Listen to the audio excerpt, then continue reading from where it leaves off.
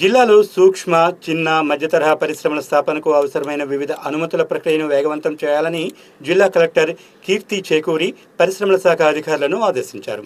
జిల్లా కలెక్టర్ ఛాంబర్లో పరిశ్రమల శాఖ, ఉద్యాన శాఖ, డిఆర్డీఏ, ఆర్టీఐహెచ్ ప్రతినిధులతో సమీక్షా సమావేశం నిర్వహించారు.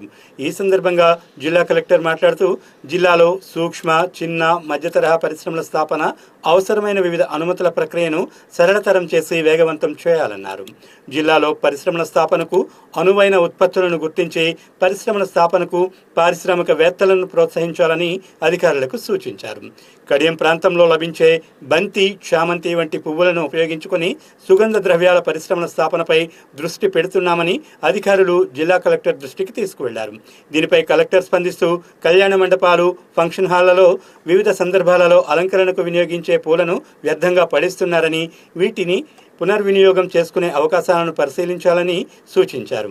జిల్లాలోని స్వయం సహాయక సంఘాల మహిళలకు ఉపాధి కల్పించేందుకు అరటిపీచు ప్రాసెసింగ్ యూనిట్ ఏర్పాటు చేసేందుకు 70 మంది SHG మహిళలను ఎంపిక చేసి ఆగస్టు 5వ తేదీ నుండి 3 బ్యాచ్ల్లో 3 రోజుల పాటు శిక్షణ ఇవ్వనున్నట్లు డిఆర్డీఏ ప్రాజెక్టు డైరెక్టర్ NVS మూర్తి కలెక్టర్కు వివరించారు.